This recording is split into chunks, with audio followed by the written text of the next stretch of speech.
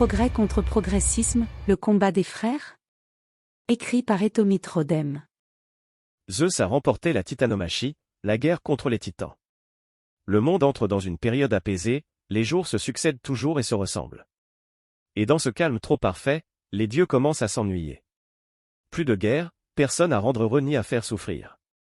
Zeus se tourne alors vers son fils Héphaïsto, le dieu des forges, et lui demande de fabriquer autre chose que tous ces objets stériles, quelque chose d'exceptionnel, d'unique, quelque chose qui pourrait distraire les dieux.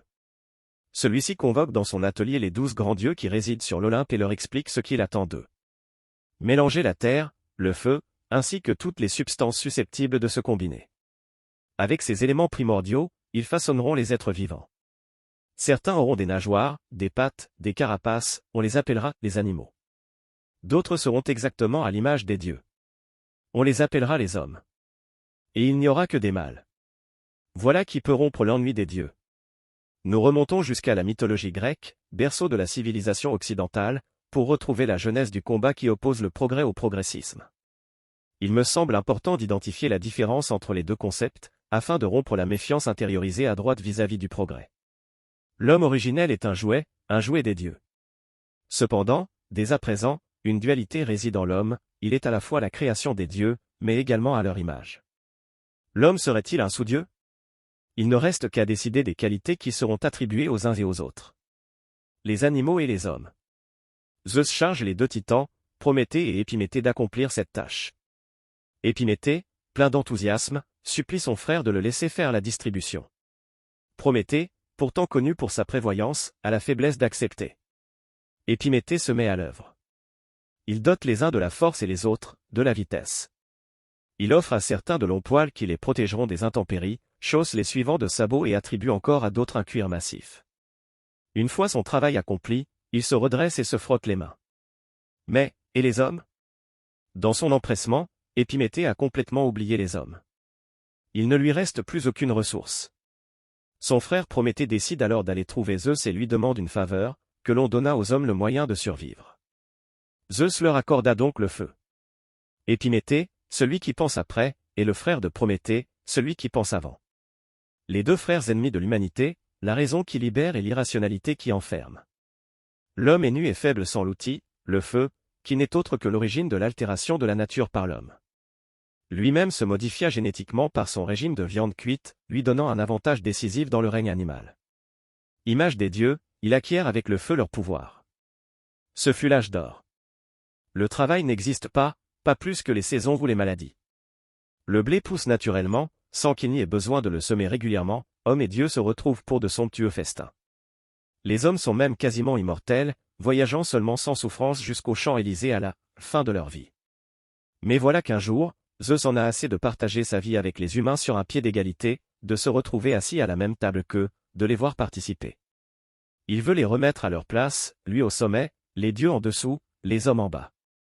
Zeus, roi des dieux, ne peut supporter que les hommes soient son égal. Il décide de rappeler une certaine hiérarchie, la primauté des dieux. Cette volonté est-elle légitime? Nous sommes en droit de le concéder. En effet, Zeus et les dieux ont mérité leur place, ils sont les vainqueurs de la titanomachie. Qu'a ici fait l'homme pour mériter sa place? Rien. Simple jouet, enfant gâté, il est un dieu sans mérite, sans royaume, sans gloire. Zeus organise alors un grand banquet et ordonne qu'un grand bœuf soit sacrifié, puis découpé en deux parts. La plus belle part reviendra évidemment aux dieux, l'autre sera donnée aux hommes. Tous les dieux approuvent la décision de Zeus, sauf Prométhée qui redoute que le feu ne soit retiré aux hommes. Il est cependant chargé de procéder au sacrifice, et constitue les deux parts et, pour se jouer de Zeus, cache les os sous une graisse alléchante et les meilleures parties sous une couche d'abat. Zeus choisit évidemment la part qui lui semble la plus attrayante. Lorsqu'il découvre la supercherie, il laisse éclater sa fureur. C'est sur les hommes, les protégés de Prométhée, qu'il se venge. Les humains seront donc contraints de travailler pour se nourrir et pour survivre. Pire, il confisque le feu. L'humanité découvre la nuit. Symboliquement, Zeus souhaite rappeler aux hommes qu'ils mangent à sa table, qu'ils sont ses invités, et qu'ils doivent comprendre que leur existence n'est due qu'à son bon vouloir. Cependant, Prométhée, protecteur des hommes, rappelle également au roi des dieux que les apparences sont parfois trompeuses. Présage-t-il des ressources insoupçonnées de l'humanité eu égard à ses conditions d'existence de départ? C'est alors que Prométhée vole le feu. La réalité, en quelque sorte, rejoint la fiction, c'est de la foudre que les hommes acquirent le feu, mais ils s'en affranchirent, ils produisirent le feu. Fruit du hasard ou cadeau d'un bienfaiteur, les hommes n'eurent plus besoin des dieux pour consumer. Ce nouveau défi au roi de l'Olympe ne peut rester impuni. Zeus va châtier Prométhée. Il convoquera de nouveau Héphaïsto pour lui ordonner de forger une femme. Elle sera magnifique, mais aura l'esprit menteur, manipulateur, un appétit sexuel et surtout une curiosité jamais rassasiée. Elle s'appellera Pandore, et sera offerte à Épiméthée, celui qui comprend quand il est déjà trop tard. Ébloui par la beauté de Pandore, le malheureux Épiméthée l'accueille à bras ouverts. Détail des plus importants, avant que Pandore ne se rende sur Terre, Zeus lui a remis une magnifique boîte ornée de parures superbes. Dans cette boîte, chaque dieu a glissé un élément néfaste et pernicieux. Dans cette boîte sont donc concentrés tous les maux de l'univers. La faim, la soif, les maladies, la mort. Il a évidemment été recommandé à Pandore de ne l'ouvrir sous aucun prétexte. C'est exactement ce qu'il faut lui dire pour attiser sa curiosité. Sous la misogynie latente de cette partie du mythe, nous retrouvons le talon d'Achille de l'humanité, le manque de vision, la défaillance de la raison au profit de la recherche du gain de court terme. Prométhée, qui pense avant, donna aux hommes les moyens de survivre. Épiméthée, qui les en avait privés une première fois, va damner une seconde fois l'humanité. Attaché à la surface, lui, comme Pandore ne voit pas le piège dans lequel il se précipite. Là où le progrès s'attache à l'amélioration, la transformation en profondeur, le progressisme est une doctrine du gain immédiat et du palliatif. Transhumanisme et transidentité se confrontent particulièrement sur ce point. Neuralink veut accroître les capacités humaines à des fins de dépassement. Butler et les théories du genre offrent une fuite en avant à des personnes incapables d'accepter leur réalité. Si les résultats du transhumanisme, prothèses, organes artificiels, chirurgie, médecine pédiatrique et reproductive, sont une indéniable réussite, il semblerait que la transidentité échoue dans 42% des cas.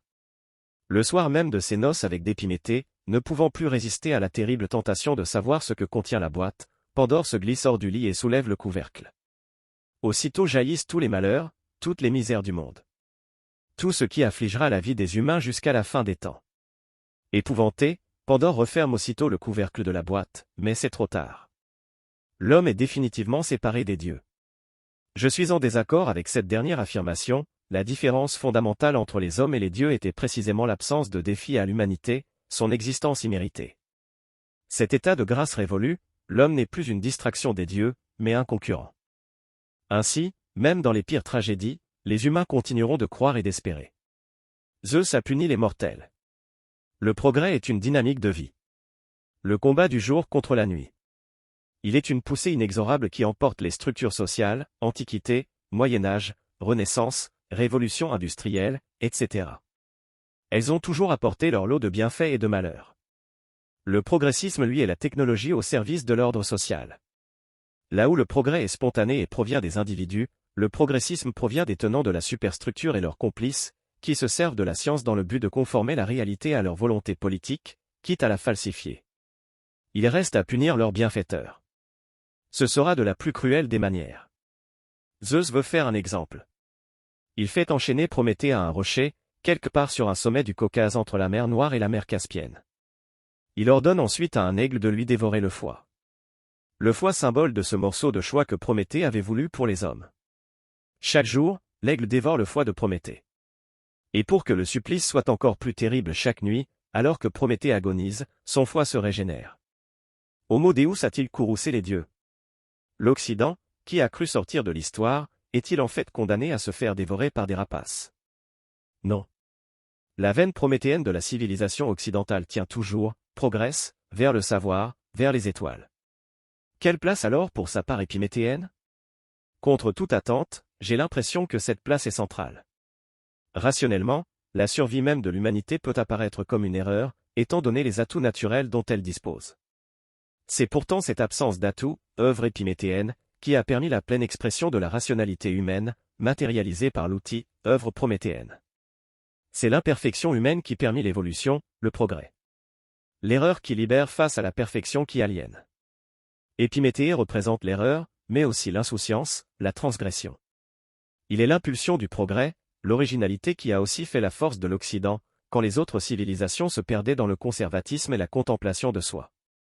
Quelle erreur lorsque Napoléon réagit en disant « Vous feriez avancer un navire contre vent et marée en allumant un brasier sous le pont ». Je n'ai pas de temps à perdre avec de telles inepties, quand on lui parla du bateau à vapeur en 1800. Le rejet de l'idée paraît pourtant rationnel, au premier abord. Que l'impossible n'ait jamais arrêté l'Occident, voilà sa dimension épiméthéenne. Cet audio vous a plu? Abonnez-vous à notre chaîne afin de recevoir tout notre contenu et soutenez-nous sur Tipeee, le lien est dans la description.